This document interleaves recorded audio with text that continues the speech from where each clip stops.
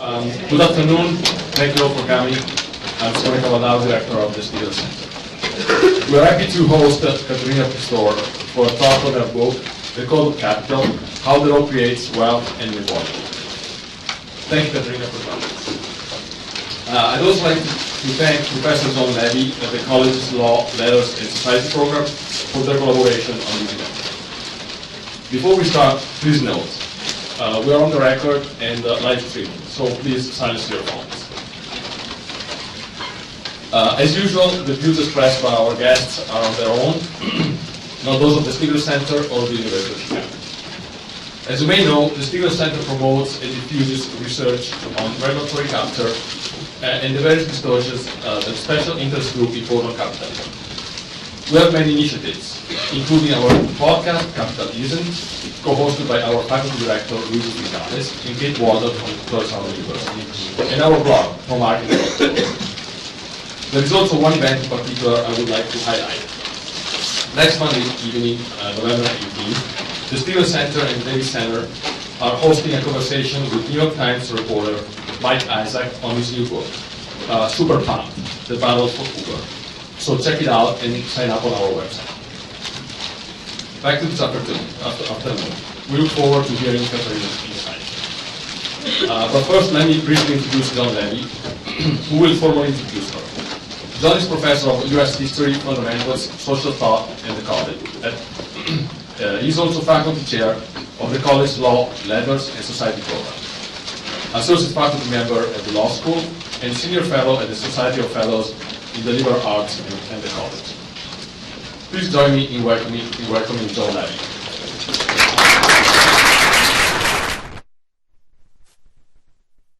I'm so pleased to have this event with the Stigler Center. I hope it's the first of many collaborations. Briefly, just before I begin, this is part of the College's Law and Political Economy speaker series. So upcoming speakers will include Shana Potts, a UCLA economic geographer of global capital flows, Amy Offner, a Penn historian of developmental economics, and Dirk Hartog, a Princeton legal scholar, who will talk about property. So you can see our website for that. It's a pleasure to introduce Katharina Pistor, the Edwin B. Partner Professor of Comparative Law at Columbia Law School and Director of its Center on Global Legal Transformation. I'm going to make this a very easy introduction. Katharina has a beautiful CV, which I could recount, but I just want to say that Code of Capital is the most important book published on law and political economy in a very, very long time. How long? Certainly since the work in the 1990s on law and finance and economics departments, so certainly a generation. But just to give you a sense, in my courses, I used to assign a book called by John Commons called Legal Foundations of Capitalism, published in 1924. And now instead I assign Code of Capital. So it's an instant classic. And it's destined to be a classic for a long time to come. So with that, please welcome Katharina Pistor.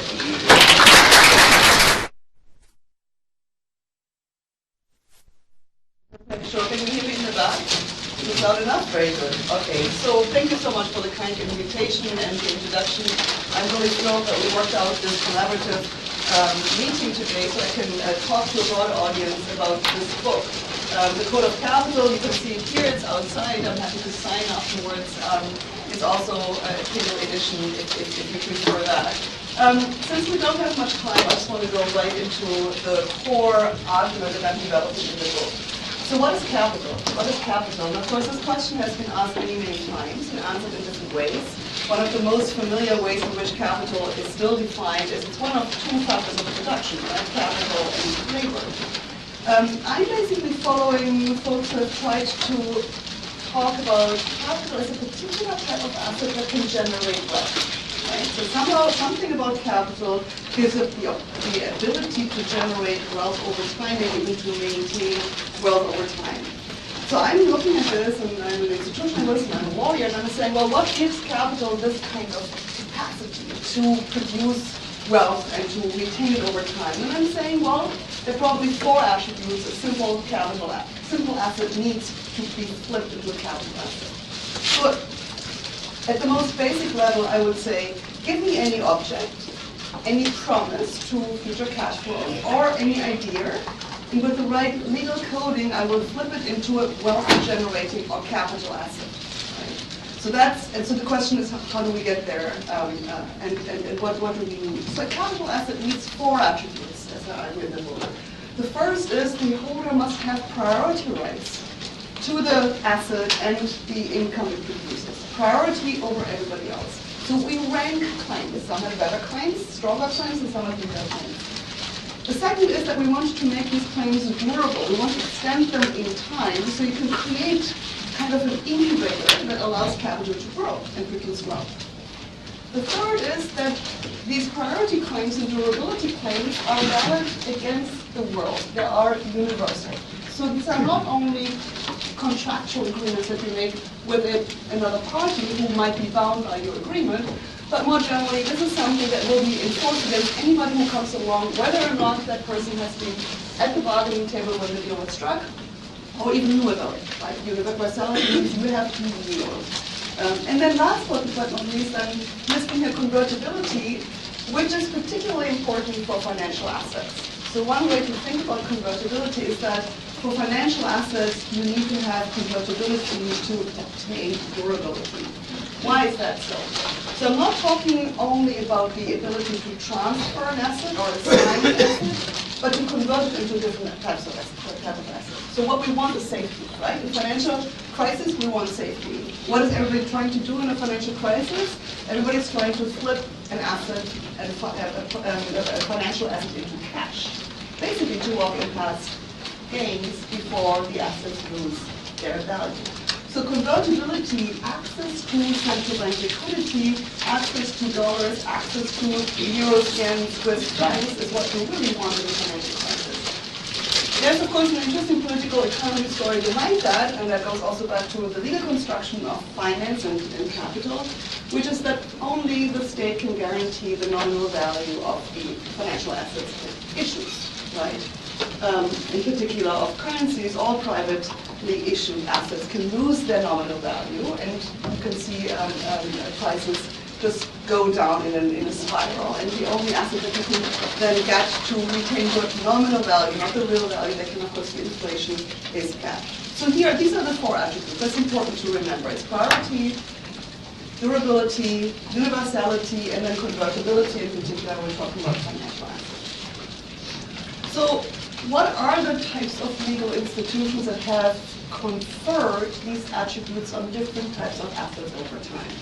So I started actually this project many years ago when I started looking at our financial system post-2008 crisis, and basically argued in a paper that I published in 2013, financial systems, our contemporary financial systems are coded in law, are constituted in law. They're all made of law. There's just nothing outside the law here. And then I looked at, complex derivatives transactions, complex securities devices, and I will show you some of those later on. And you unpack them and look at their legal structure and to find this. You find centuries-old institutions, property law, collateral law, trust law, corporate law, bankruptcy law, and of course contract law, which can mimic many of the features that the other legal devices are doing. What does property law do? It ranks, right? Some have stronger rights, some have weaker rights. The owner has most of the rights and then can transfer some of them, but can control most of the issues with relation to that particular asset. Collateral law is like a small property law. It gives you certain types of rights, and you can find out what rights you have or how well you have bargaining for certain types of rights, typically when you think about bankruptcy. Right? When a debtor defaults and is in bankruptcy, by definition, there will be fewer assets and claims against those assets. That's when it really matters whether you have stronger rights or weaker rights, whether you get everything that you bargained for, or whether you have to suffer a steep haircut, as most unsecured creditors would have to in a bankruptcy. Right? Trust law, I'm talking here about the common law trust, and let me just say a few words about that, because that might not be as familiar as the other legal devices that I'm talking about here.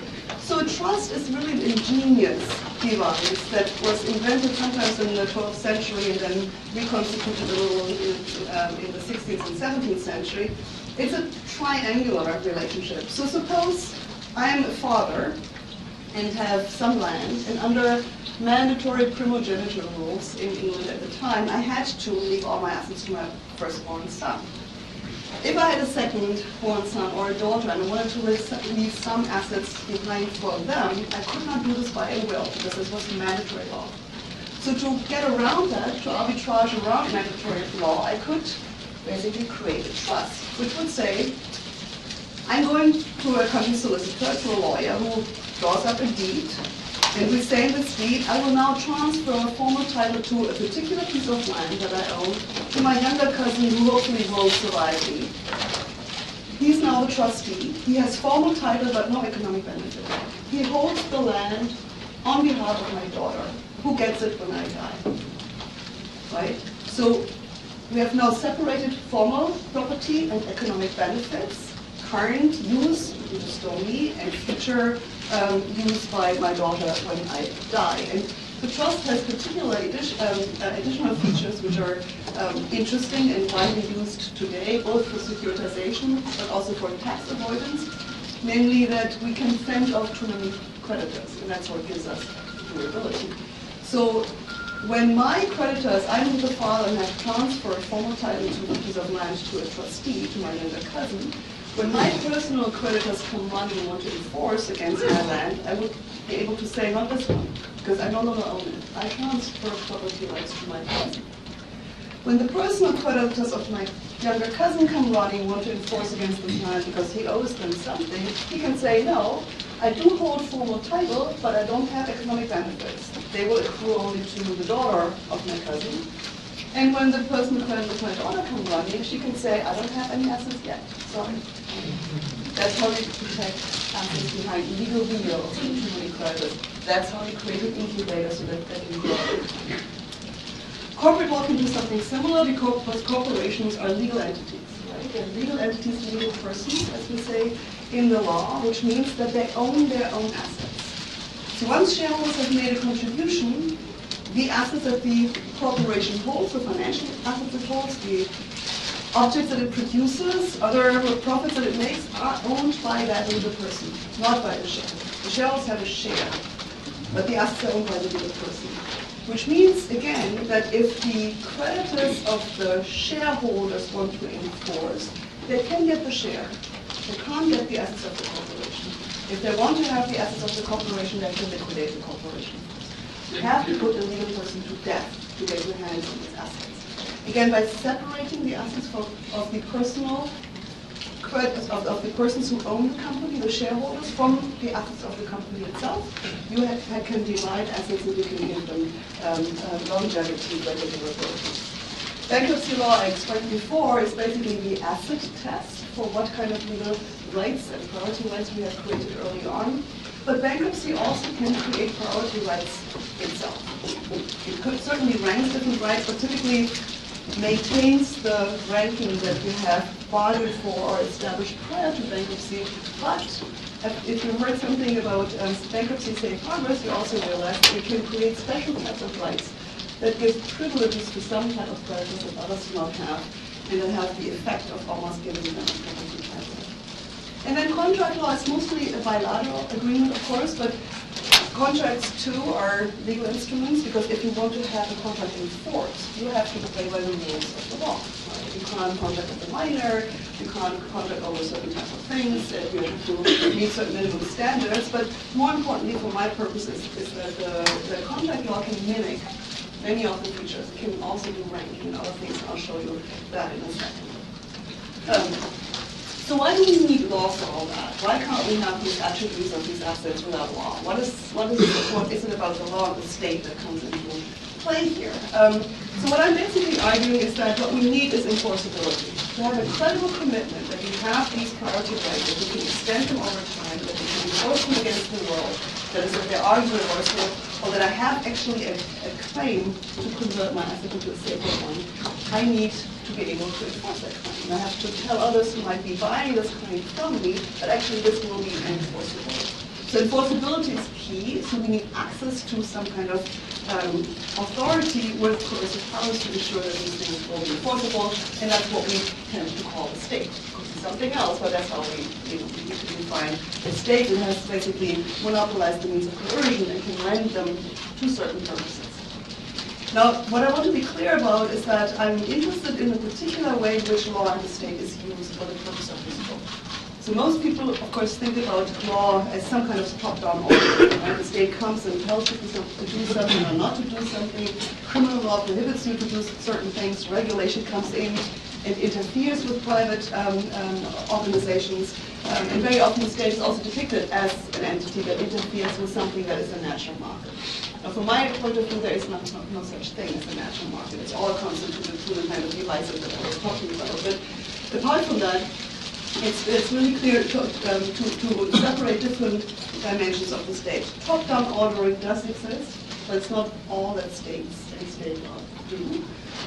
Then there's, of course, bottom-up ordering and using law by citizens against the state, which are our civil and political rights, which is also interesting because basically the state empowers citizens and others to use coercive means of power against the state itself, to protect your own sphere of interest, right? Your own property rights, your own freedom of speech, your right to religion, etc. But what I'm interested in for the purpose of the book is a dimension that is not talked about as much, which is the horizontal dimension, which basically says that you and I, all of the citizens, people, can avail themselves of the centralized powers of coercion to order your horizontal affairs with one another. And you do this when you contract. You do this when you sell your property, or you have property rights. You do this when you set up a trust. You do this when you set up a corporation. You do this all the time because what you effectively do is you avail yourself of a set of institutions where the state has said, and we will enforce them. If we use this in a way that is legal, and that's the big issue. If it's legal, it will be enforced, and so you can avail yourselves of the ability that these institutions give us. So that's the key. So what I do in the book, essentially, I tell stories about how different types of assets have been counted as capital over time. This is not as simple as sequence. Many of the assets that came after land came not just one after the other, but it was like a co-evolution. But in the beginning, there was land. In feudalism, land was not alienable. It wasn't a capital asset. You couldn't monetize it in a meaningful way. And so the property rights that were created at the end of feudalism is really what still shapes our property rights today. So that's why I started with land. And I won't go into the stories that I tell about land today. I thought because we're at the business school, I'd focus on firms and on debt. But I'm happy to answer any questions that you might have later about that. Let me turn to firms and so business organizations of any kind. And as you probably know, historically, there were no legal persons that did business. Merchants would get together in the 16th century or so and pool their resources and go on a venture, invest, come back, divide the spoils, and unwind. And then start another venture, they would do the same thing again. But you wouldn't have entities that would survive each venture for long periods of time until the big trading companies were formed, and particularly English and Dutch East Indian companies in the beginning of the 17th century. These companies were chartered by the Crown in England, by the General Estates in the Netherlands. There were joint ventures, public-private partnerships between the merchants and the Crown. They were formed for a limited period of time, and the Dutch East Indian Company in particular said, if you want to participate as a merchant and invest in the company, you must commit your capital now for 10 years. So we're not unwinding every time when we come back, you commit for 10 years. After the 10 years were up, the charter change was made and said you cannot take your money out again anymore. That's what I said before. You can't put your hands on the assets of the firm. This now belongs to the firm. Trade your shares, leave the assets in the firm. This kind of shareholder lock-in was key for creating durability, for creating entities that can live much longer than any of us mortals. They can survive for decades, centuries, unless they go bankrupt, right? Again, you have to put them to death to get rid of them, otherwise they just continue to exist as a matter of law. The law doesn't have to be that way, right? So the first incorporation statute in New York that allowed people to freely avail themselves of the corporate form of 1811 basically said, you can form a corporation if you comply with certain rules for 20 years. and then we'll look again. Right. They also said you can have a corporation with a maximum $100,000 capital ceiling. Can't grow bigger than that. That was 1811. It's not that long ago. It's 200 years ago. And I sometimes challenge my students in corporate law to think about the world we will live in if these rules had been maintained. Of course, they were changed very quickly, as you can imagine. Okay, so this is just by way of background. And the story I'm telling in the book is mostly about Lehman Brothers. So Lehman Brothers started as a small little partnership in Alabama, 3 Bavarian brothers that made it over to the United States and started trading in cotton. When Lehman Brothers died in 2008, it was of course a corporation. It was a multinational corporation with many different subsidiaries and a holding structure in the US, 200 legal entities as subsidiaries and hundreds if not thousands more organized as special purpose vehicles. These are typically trusts and sometimes corporations, offshore corporations. So but what caught my attention were the 200 legal entities, 60 of which were incorporated in Delaware, 38 in the United Kingdom, 32 in the Cayman Islands. And then on top of that, there was another interesting feature, is that the holding company had guaranteed the debt that the individual subsidiaries had incurred, thereby effectively suspending the privilege of limited liability which the holding company has, because it's technically a shareholder in the subsidiary, and therefore should benefit from limited liability like all the other shareholders as well. So simply put, and these are not 200 entities, but it's just a simplified structure of how Lehman Brothers looked like just before its death. You basically have all these different subsidiaries. You have a holding company. And every subsidiary that was set up is basically for a different type of financial venture or financial product that you want. So for each kind of thing that they invented, they set up a different legal entity, thereby protecting all the other entities from the risk of entering into this particular new venture. Each of the subsidiaries would basically incur its own debt on the market, but in order to get the debt at a reasonable price, the parent company would guarantee the repayment of the debt. Thereby put itself on the line to guarantee the debt, and that lowered the price of debt. The risk, of course, was that if too many subsidiaries failed at the same time, the whole thing could go belly up, which it did. Right? This is what it eventually did. It's not so surprising. So if all these entities lever up, the parent company guarantees and all the assets, the only assets that the parent company has are shares in the subsidiary. This thing can go bust, which it did. But the one thing that we should also remember, yes, the holding company, the parent company, gave away limited liability and exposed itself to the risk of all the subsidiaries. But who did not give away the limited liability were, of course, the shareholders of the parent company. That is where the money went. That is where the money went. Because what they basically did, they created a centralized profit center in the hands of the holding company. All the profits from the subsidiaries were channeled back to the holding companies and paid out to the shareholders in the form of dividends or share repurchase programs and the like. So you've set up a system where you invest in new type of financial ventures that places the risk squarely in the hands of the creditors of each of these ventures. The creditors think they're secure because they're guaranteed by the parent, but in fact the parent has only assets of the subsidiaries that are all over-levered, and at some point this whole thing can collapse. There's a little bit of a flavor like a Ponzi scheme, but that's basically how it works. Just as a footnote, when you look at the debate that we're currently having about the U.S. non-financial corporations that also have levered up a lot, have used a lot of CLOs in the past, many of these companies, especially when they become slightly distressed, look a little bit like that. They're starting to split up their entities. They're starting to have cross-guarantees by the parent company. They're creating very similar type of debt structures. We have seen some major bankruptcy cases already, like Eastern Kodak or Toyas in recent years. When you look at them in bankruptcy and you do an institutional autopsy, you find something that looks frighteningly similar to Lehman Brothers. Okay, so that's basically the story how you use corporate law. There's also contract law, there is guarantees, there's collateral built in here as well, but mostly it's about how you use corporate law to create not only opportunities for investing to raise capital, but also actually to create wealth for the shareholders of the parent company. Right? You're basically churning out all the profits, short-term profits that you're making, all these different little shells that you've created back to the parent company, from there back to the shareholders. They're benefiting. Nobody can go after them because they benefit from limited liability, right? They have limited liability to protect them from any claims that they've milked the company. And when the company went down, they could retain what they had, but the creditors were left empty-handed.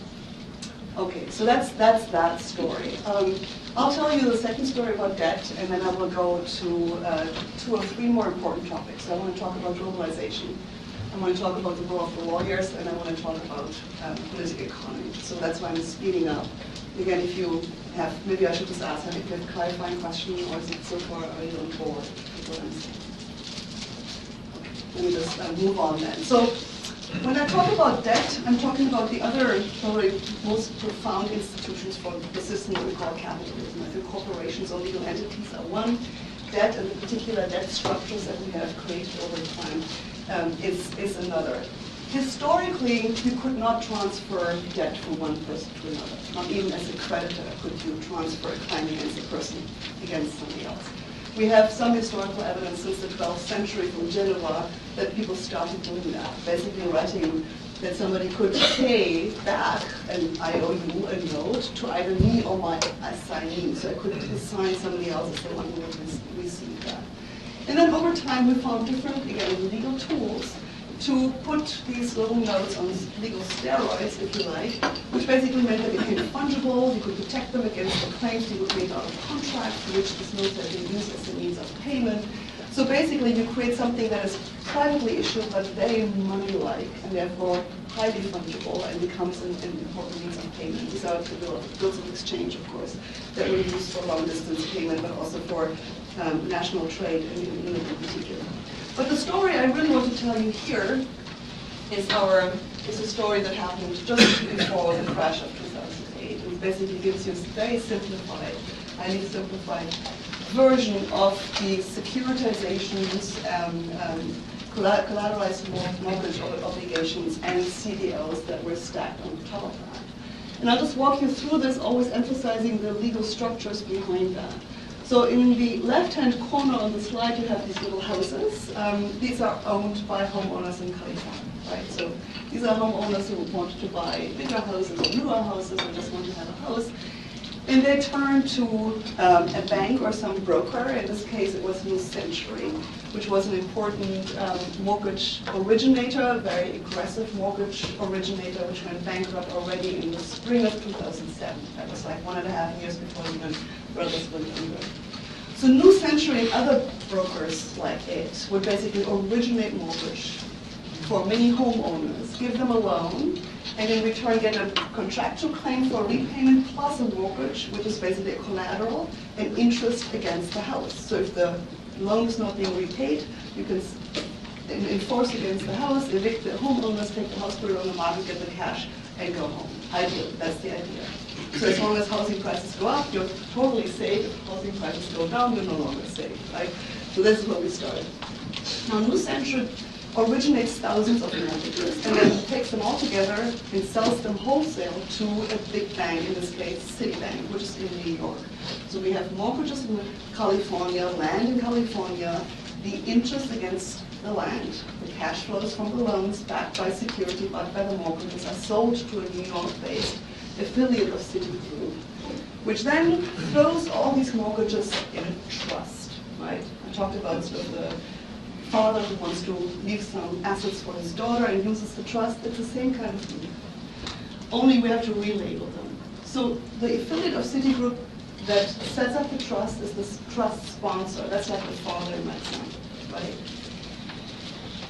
It then also assigns a trustee, which I have not shown you on this slide, but somebody, some other bank, typically another big bank, would be the trustee and have a servicer who makes sure that the money that comes in from the homeowners will always pay right back into the trust and then will be paid out to the beneficiaries, and the beneficiaries are now the investors who buy a claim against the assets in the trust. So you see Fannie Mae, you see China Investment Corporation, you see Bayerische Landesbank, a state-owned bank in Germany, BNP Paribas, and many, many, many other investors. These are the beneficiaries. These are the donors from my original construct here. So What is interesting about the structure is a couple of things. First, Fannie Mae is, of course, a government-sponsored entity. It used to be, along with Ginnie Mae, one of the first securitizers of mortgages in the early 1970s, after the Federal Housing Act authorized Fannie Mae and Ginnie Mae to securitize mortgages, not to originate them, but to buy them on the secondary market, and then find a lot of investors who would invest into them, because the idea was that by diversifying the risk, we could lower the cost of credit and thereby make housing affordable for many home buyers. That was the whole idea behind securitization. Right? So at the beginning in the 1970s, Fannie Mae, Ginnie Mae, and then later Freddie Mac were the most important securitizers. They would set up a very simple trust, a trust against which all the investors would have a claim that might differ by size, but would be the same cross-section through the assets in the trust. When the private sector went into securitization and effectively took over the market, they became a little bit more fancy. They basically said we can actually get many, many more investors interested in this stuff, and we can create assets that they really want by beginning to tranche the claims against the trust. And tranching comes from the French word to cut, trancher.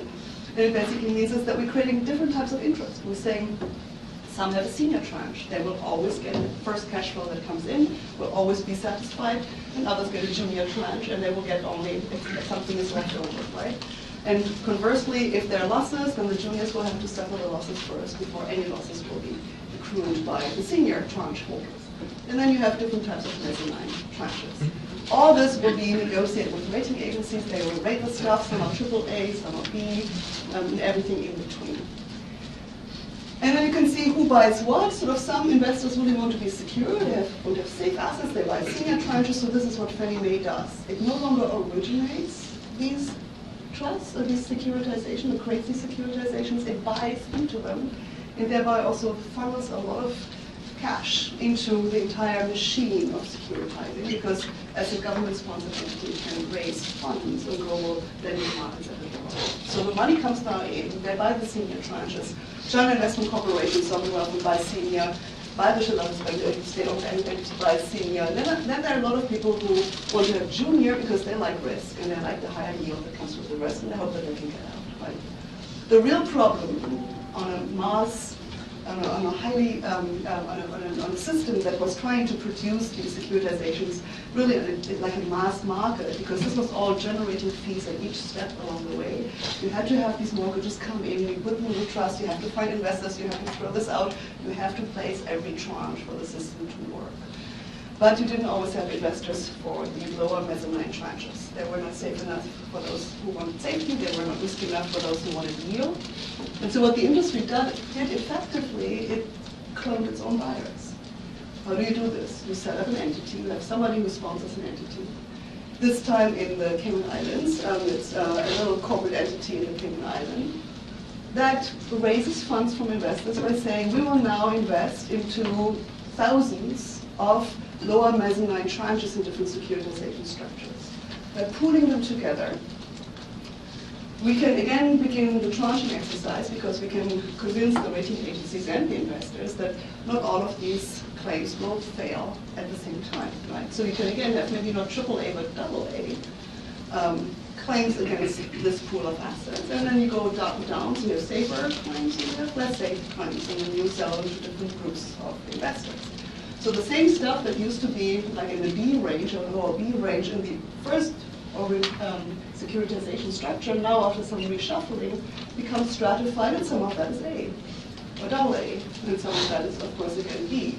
Now, what do you do? And then you place it, and the investors basically are putting the money in and saying, this is the kind of claim that I want. And of course, you get stuck very often again with the lower mezzanine that nobody wants. What do you do then? You just do it again. You go from CDO to CDO squared to CDO cubed, which is exactly what I just described. You just set up another entity that conveys to investors that they have a great product, which they can diversify in such a way that the risk is actually less than you might have thought it was. But for my purpose, sort of the risk calculations, of course, are all interesting. What I really want to emphasize here again are the legal structures. Talk about the houses. This is property rights, land registries. You have a mortgage against the house, a claim to be able to evict. You have a loan, which is a contract. You have a corporation, which is a corporate entity with a bank license. It has an affiliate that sets up a trust. This is where we throw the stuff in. Thereby we insulate the assets in the trust from any other interest. What is important about the trust in this particular setup is that we make the trust bankruptcy remote from the sponsor, so that the investors who buy interest against the cash flows from the trust do not have to think about whether Citigroup might go belly up, because the trust is legally separate from Citigroup. That's what we basically engineer in law to get this done. And then, of course, you have all these different banking entities. You have a corporation here. You use contracts to tranche, right? So this is not a formal collateral law, but it's a contract that has the same effect. The same, you have a stronger right, you have a weaker right. And everybody who buys a tranche against this particular asset pool has to agree that others might have stronger rights than they have, and they just buy a weaker right, and you do this basically by contract. All done. Okay. So now you might come back, and I've been watching the time, so I will try to just do the last couple of issues, but this is an important one. I said that capital is coded in law, and I told you the kind of legal institutions, the modules of the code of capital that are doing the coding. These are property, contract, collateral, corporate trust, and bankruptcy law. And if you were a lawyer, you would come back now to me and say, well, that's all well and good, but the institutions that you mentioned are domestic law. There is no global law of that kind, and there's no global state to enforce it. So how can we have a global capital system if you are right? It says everything that is about capital is actually coded in law. And my response to that challenge is that in theory we could have a single domestic legal system that sustains the entire global capitalist system, as long as all other states recognize and enforce the legal structures that are created with the elements drawn from that system. Right? So we have a single domestic legal system that says, come to us, code capital, and that's fine. You can still trade this globally and you'll be recognized elsewhere, as long as all other states basically give their okay.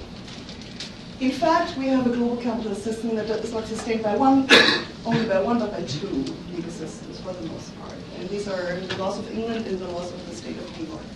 You can throw in Delaware for corporate law for good measure, but it's basically, let's say, US law and English law. I'm not saying UK because it's not Scottish law. Scottish law is the civil law, but it's talking mostly about common law devices.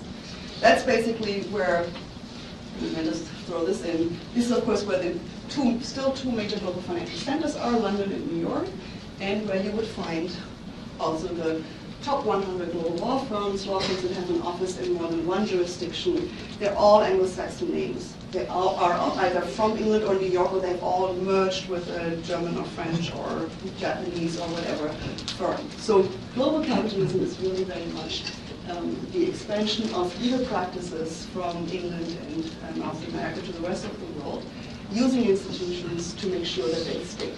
So let me say two words about this. We have a set of rules that most non-lawyers really don't know much about, and also in law it's not really emphasized enough. There's a set of rules that every country has, as every national legal system or also every state in this country has, which basically says what rules shall apply to a particular case if more than one legal system might be in play. So if you go to Mexico for vacation and you get into a car accident and the person that hit your car is from Italy, also vacationing in Mexico, and you're coming back to Chicago and you want to sue that person, what law shall apply? Mexican law, Italian law, American law, Illinois law? What is the law that applies? That's the question. And that question also, of course, comes up with all the stuff that I was talking about before. The houses in California, what law if now the investors are somewhere else? The contracts, etc. So you can choose law. You can choose law to some extent. To some extent, choices are limited. Typically, with property rights, they are limited. They're governed by the territory where the asset is located. But since financial assets don't have a location, we can basically also contract for which law shall govern them, or we incorporate an entity in the jurisdiction and thereby basically buy the law that is used also to code these types of assets. So that is important to understand the global functioning of capitalism. It's much less the harmonization of law that the Europeans have done much more than anybody else in the world. It's much more the private law has become global rather than public law having become global. And because you have so much versatility, the ability to code different types of claims using the modules of the code that I've been talking about, that's really a powerful strategy. And especially now, let me say a few words about the lawyers. So I told you already that most of them are Anglo-Saxon lawyers. They're being trained in the common law. We've had a long debate, and John mentioned this before, since the 1990s by Laporte et al., saying that the common law is superior to the civil law because it better protects property rights. I was an opponent to much of the arguments that were made, and I battled with them for quite some time. I think I would say, after having written this book now, that yes, the common law does have an advantage, but it's not about just protecting a set of property rights that is static and better than the civil law system. It's actually about the ability to create new property rights. It's the ability for private parties to use the modules of the code and create assets to mint their own capital, which is basically protected by those legal systems much better than by the civil law systems. The civil law systems are more rigid. They have a much clearer dividing line between contract and property. They do not have trusts. They just don't recognize trusts and don't recognize some other issues here as well. So to understand global capitalism, again, I think we have to go back to the origins, the kind of legal system that produced the first vibrant capitalist system. This was, of course, in England. It had to do, of course, also with technological innovation, but it also had to do with the property rights regime and the new entities that were built. Okay, and then this just brings me to my last point. So, what's wrong with this? So is anything wrong with this? Isn't this all great? So sometimes people ask, why shouldn't people just pick and choose from a menu of options the law that best suits their needs? Right? So you just go shopping, forum shopping, and you just find the best law for your client as a lawyer, or for yourself if you know how to do that. And I think my issue with this is that I don't think that law is a private good but a public good. Law is basically what we make it to be. It's basically, in democracies, the means by which we self-govern. And so we have a fundamental tension between our ability to self-govern and a system that has made it easier and easier for well-positioned private parties to pick and choose from different legal systems the laws that best suit their particular needs, to opt out of our system, bring in other law without never physically leaving the place, still doing business here, right? Or this would basically be the version from the United States or in other countries, bring in, again, also foreign law and operate on their territory. So my suggestion at the end is that we have basically pushed the system too far. We've commodified law, if you wish, to use those terms, to an extent that makes it harder to retain control over the kind of priority rights that a state shall enforce, but basically leaving it to private parties, and yet they are availing themselves of the coercive powers of the state, which is the collective entity. It's in particular institutionalization of the sovereign in democracies. We are the sovereign, not those who are best positioned to use it. So let me just maybe stop here. We can talk about whether you could do this individually as a state or whether we need harmonization. I think there are strategic things that individual states could do. I'm happy to talk more about this in the Q&A, but I think I should start here.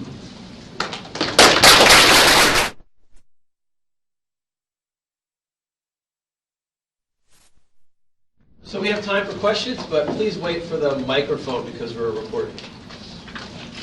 So I will call on you, and then somebody will come and give you a mic if you have a question. Come on. You're listening so good. Here in front. Here in front.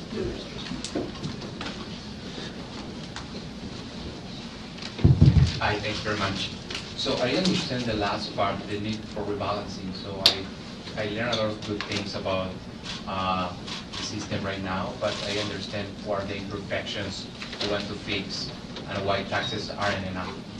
Okay, so that's a great question. So, we can, of course, you can think about taxes, and Zuckman is thinking about taxes, and Piketty is thinking about taxes. I think this is important, so I think there's probably also a better way in which we can tax and make sure that tax avoidance is not so easy.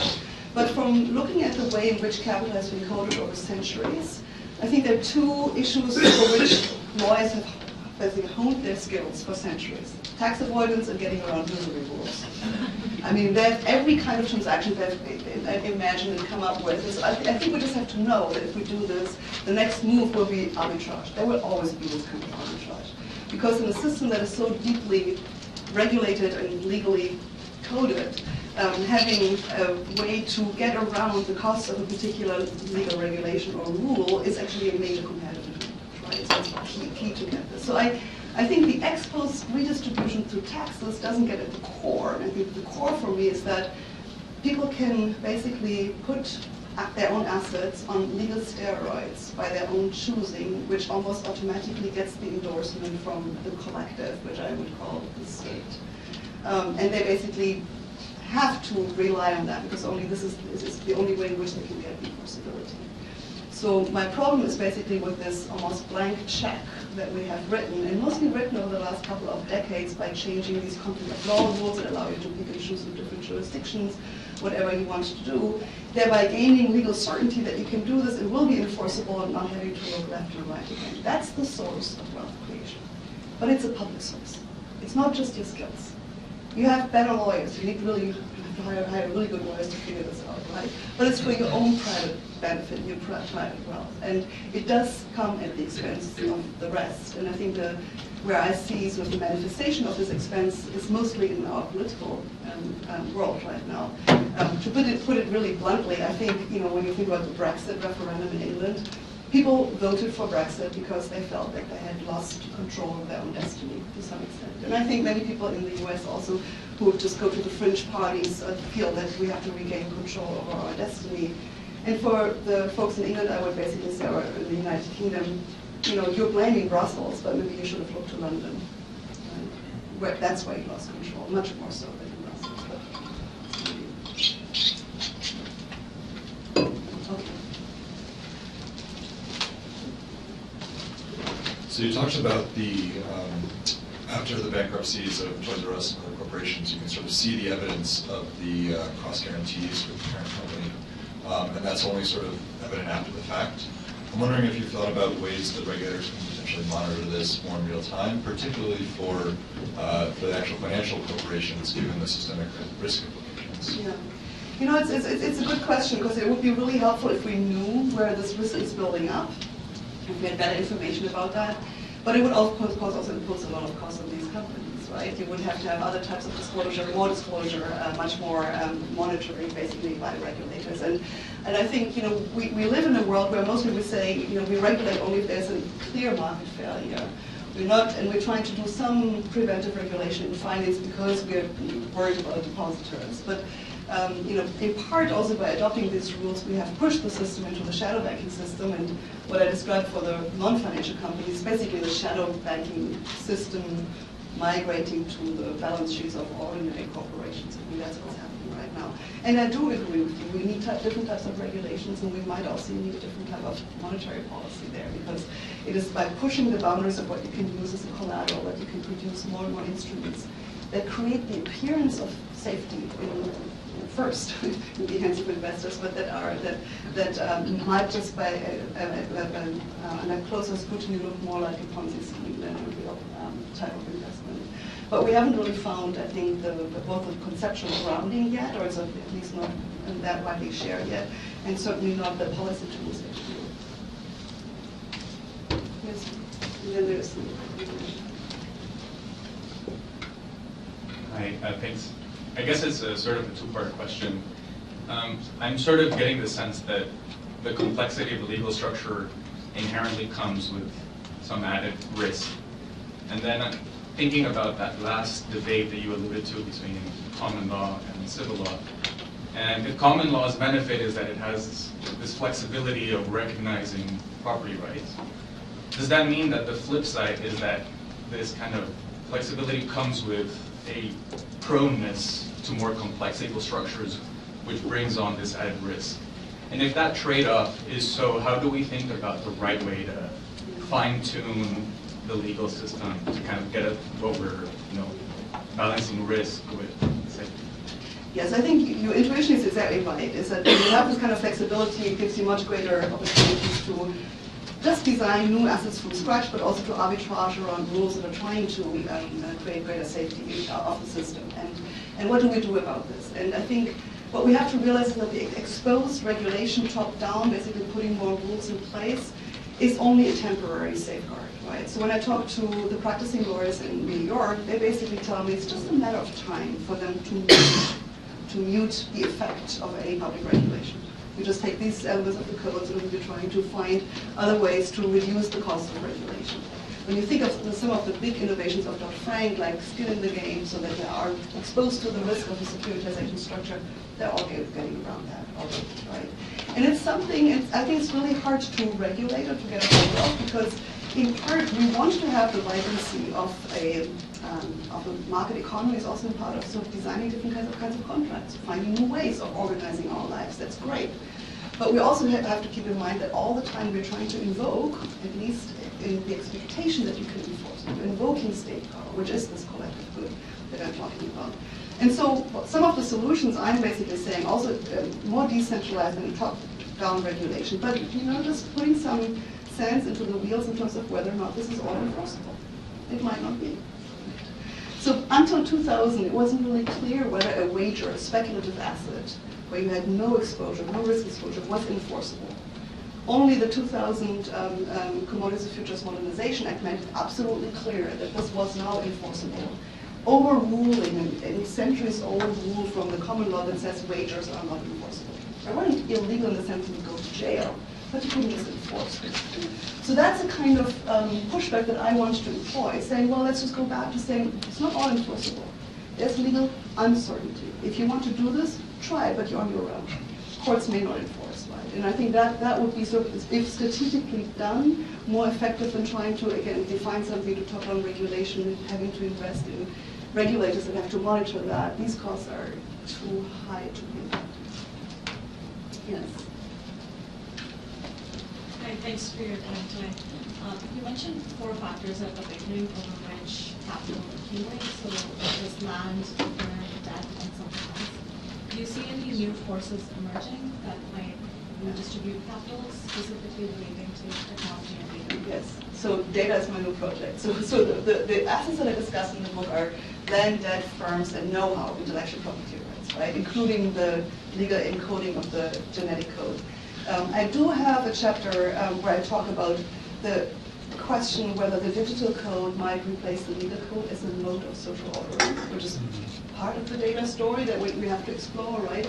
Because when you think about cryptocurrencies, blockchain technologies, but also the use in other dimensions of our data to govern, that is, I think, something we have to explore more. In the book, I basically say my hunch is that for now, the legacy institutions will use the legal code to enclose the digital code rather than the other way around. But that could go either way. And I think the digital technology develops so fast that the lawyers are having a hard time keeping up. So that's something to think about. Now, data as a capital asset is also really interesting, right? Because we know that data is sort of the new oil, as people say. It is an asset that can produce wealth. And some people have given me pushback and said, well, we don't need property rights for data to produce wealth, right? But that's only the first stage, right? So the big companies, the big tech companies have harvested our data. We've gotten them for free because we don't have individual property rights in these data. We didn't get this title in time to deal with that, and maybe it would also be highly inefficient to do so. But once they have put the data on a device, once they have aggregated it, they're doing everything to get the government to protect against theft, right? So we already have, since the mid-1980s, an anti-fraud, computer anti-fraud act in this country, and we have similar directives in Europe, which basically says that once you have aggregated data, if somebody tries to go and get them from you, that's theft. Hacking is theft, right? So basically, indirectly, we're giving them property rights, but the big tech companies, not us. So there's a process underway that doesn't look so dissimilar from the enclosure of land in the 16th century, when the landlords claimed the land as theirs at a time when there was no title, no clarity about the law, and somehow they won. Or the enclosure of knowledge, when we could think it's all non-rival is good, everybody could have the knowledge to do whatever, but somehow some industries were able to lobby for stronger property rights protection, which we call intellectual property right. So this is underway. But I think in multiple dimensions, data is still different from other assets. So I'm working on a comparative project and together with economies as well, because I think data challenges many of our legal categories and many of our economic categories as well. Yes. Thank you for your time. You did just mention blockchain technology, And my question was, do you see in the future with the property registration and property ownership, blockchain, individuals putting that information on the blockchain, is that something that the industry is going towards? So I know just from conversations, and I'm not a great expert in this, but I'm trying to figure out what's going on. So I think that in Silicon Valley and some also of the startups in New York, they're trying to create something like an individual digital passport. So that we can better control the data that we give away or don't give away, and that this will then be encoded in the blockchain, so it's relatively immutable. There's still doubts about whether this would really work. I think there's also the fundamental problem simply that many of us want to use these platforms and these services that we create only by signing away the data, right? So whether or not giving individuals property rights and thereby allowing them to say yes or no is really the way to govern something where we're all tempted to say yes. And we very often have no choice but to say yes, and then we can choose between one or the other, but not a real alternative. I think individual property rights may just not be the solution for this type of aspect. And some people are already discussing something like a public trust, or like a kind of a commons that could be self-governed in ways where we can employ new technology to do so much better than we have been doing in the past. But that's all, I think that's currently in the debate, but we'll have to see where this goes.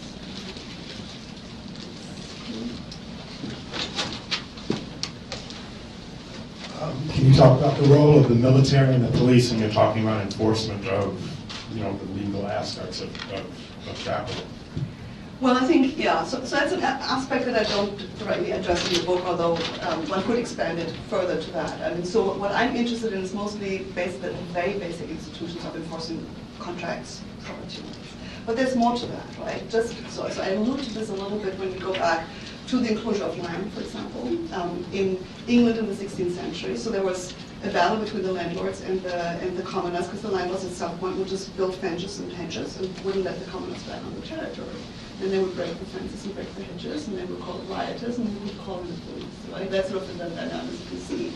And so then the commoners also went to court, but ultimately the decision who had better rights were made in a civil court kind of thing, right? But of course, how you portray the other side and when you call in the police to contain them. And of course, we also know that in England, relatively late, long after most of the land had already been enclosed, the English Parliament enacted the Black Act, which basically condemned trespassers on foreign land to death without clergy, right? So that's how far it went. To protect property, you're also invoking criminal law very often.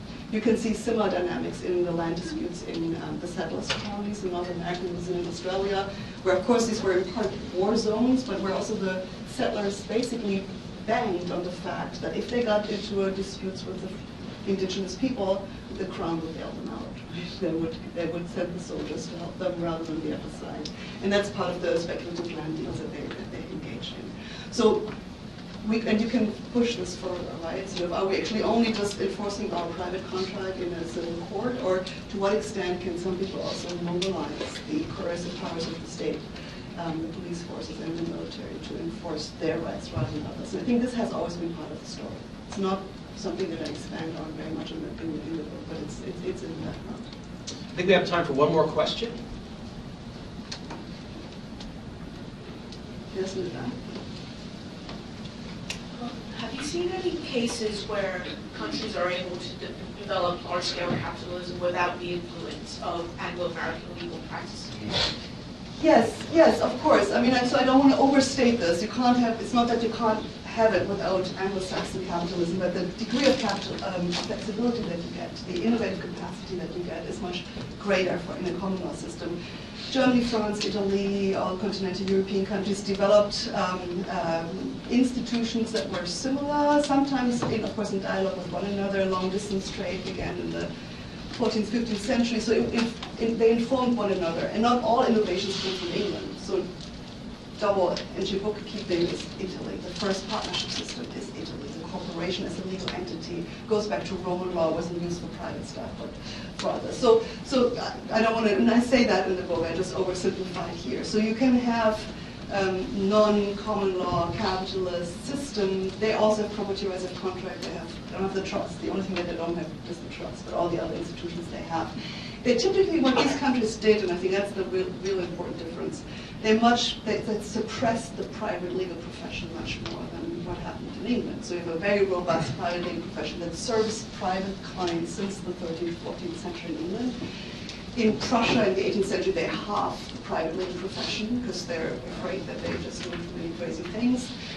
In France, always state control. The rules that govern the professions always state control. So that's really where I think that you can see important differences. Which doesn't mean that you can't have some growth of private wealth, but not to the same extent. So we have books for sale outside. I think Katharina, we have to sign them. Thank you all, and thank you, Katharina.